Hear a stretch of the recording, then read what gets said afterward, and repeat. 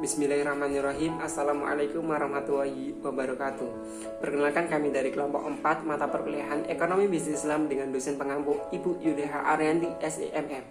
Semoga kita dalam keadaan sehat walafiat, dan tak lupa lagi ucapan terima kasih kepada Ibu dosen yang terhormat yang sudah memberi kesempatan kami untuk menyampaikan materi kali ini yang membahas tentang ekonomi bisnis Islam dalam manajemen keuangan.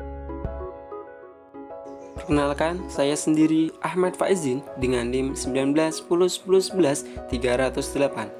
Kemudian ada Ummi Nasihah dengan NIM 1910111290. Selanjutnya Andre Putra Pratama dengan NIM 1910111165 dan Muhammad Widadul Fawaid dengan NIM 1910111290, yakni muamalah yang berkenaan dengan hubungan yang bersifat horizon dalam kehidupan manusia.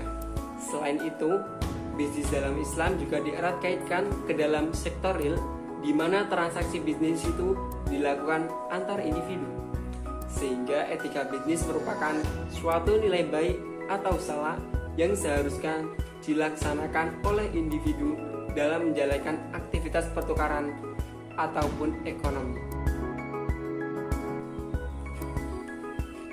Perilaku terhadap kinerja lembaga keuangan dibagi menjadi 3 aspek, yaitu SDM ekonomi syariah, peningkatan profesionalis SDM, dan juga manajemen syariah. Untuk SDM ekonomi syariah yaitu faktor paling penting atau ujung tombak manajemen perusahaan, yang dimana dia itu mampu meningkatkan kinerjanya. Dan peningkatan profesionalis SDM yaitu dilakukan dalam konteks peningkatan produktivitas, kreatif dan juga inovatif, namun juga dalam taraf pemerataan kesejahteraan. Dan manajemen syariah mengarah setiap individu untuk mampu bekerja sebaik mungkin dan dibarengi dengan stabil rohani manusia dalam pendekatan kepada Allah Subhanahu wa taala. Di sini saya akan melanjutkan slide selanjutnya, yaitu nomor 4. Norma dan etika ekonomi Islam menyampaikan pemisahan antara nilai dan perilaku dalam bisnis secara syar'i sebagai berikut. Yang pertama, larangan memperdagangkan barang atau jasa haram. Maksudnya, sesuatu yang haram menurut Al-Quran ataupun Al-Hadis sudah tentu akan menimbulkan hal negatif bagi penggunanya. Hal tersebut juga hanya akan membawa si pengguna maupun si penjual berada dalam lingkar kemaksiatan. Kemudian yang kedua, bersikap benar, amanah, dan jujur. Itu adalah kunci keberhasilan yang dibawa oleh Nabi Muhammad SAW yang senantiasa membuat para pelanggannya mempercayai beliau sebagai seorang pedagang yang juga berdampak pada hasil pencapaiannya. Kemudian yang ketiga, menegakkan keadilan dan mengharamkan bunga atau riba. Riba itu sendiri adalah hasil yang didapat tanpa melakukan pengorbanan suatu apapun. Islam memandang riba sebagai hasil yang tidak layak diterima tanpa jerih payah. Kemudian yang keempat, menerapkan kasih sayang dan mengharamkan monopoli. Tindakan monopoli ini dapat menimbulkan kegagalan pasar yang bahkan terkadang adanya tindakan monopoli membuat kesejahteraan tidak terlaksanakan dengan baik. Islam memandang monopoli sebagai sesuatu yang harus dihindari demi kemaslahatan. Selanjutnya yang B, teori-teori Islam dalam manajemen keuangan. Manajemen keuangan itu sendiri adalah keseluruhan kegiatan perusahaan yang berhubungan dengan usaha untuk mendapatkan dana yang diperlukan dengan biaya minimal dan syarat-syarat yang paling menguntungkan beserta usaha untuk menggunakan dana tersebut seefisiensi mungkin.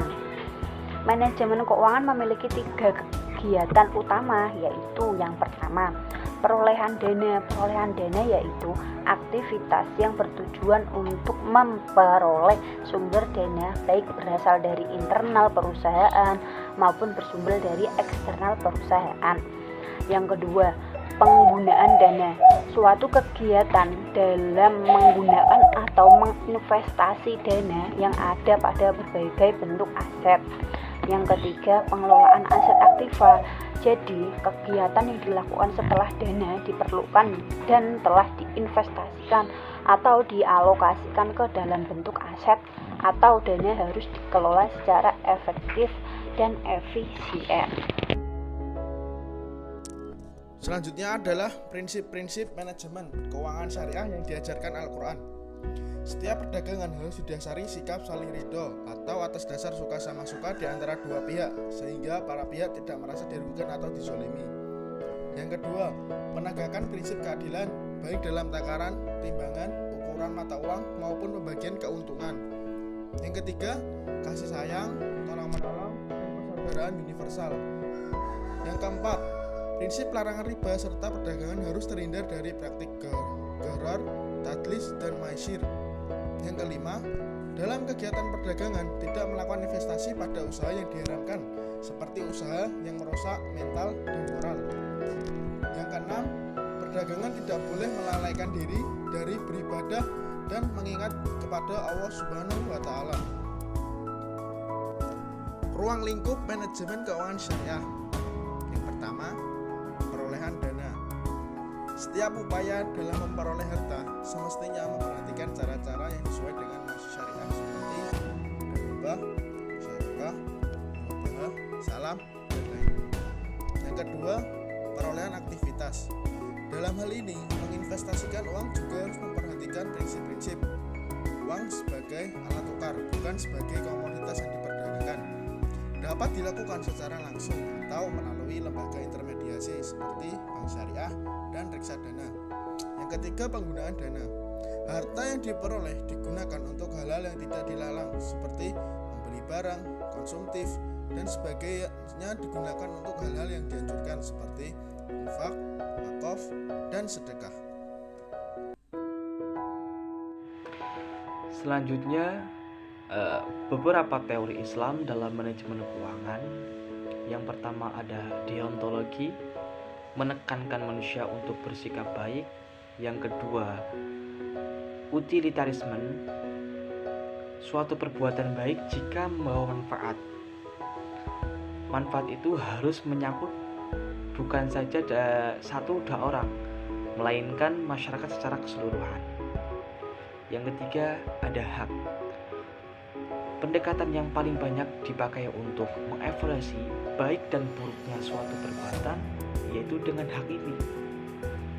Kemudian yang keempat ada keutamaan. Keutamaan memandang sikap atau akhlak seseorang. Dalam hal ini tidak dipersoalkan apakah perbuatan seseorang itu adil, jujur, atau bahkan sebaliknya. Yang terakhir, peran manajemen keuangan syariah dalam perusahaan. Yang pertama, bertanggung jawab terhadap 3 kebutuhan pokok manajemen keuangan: memperoleh pembiayaan atau pembelanjaan dan manajemen aktiva secara efisien. Yang kedua, meningkatkan pertumbuhan ekonomi sehingga kesejahteraan masyarakat meningkat.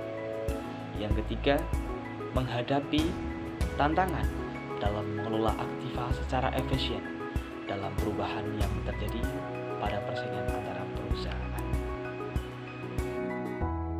Cukup sekian presentasi pada kesempatan kali ini. Kami dari kelompok 4 mengucapkan terima kasih yang sudah menonton video kali ini. Wassalamualaikum warahmatullahi wabarakatuh.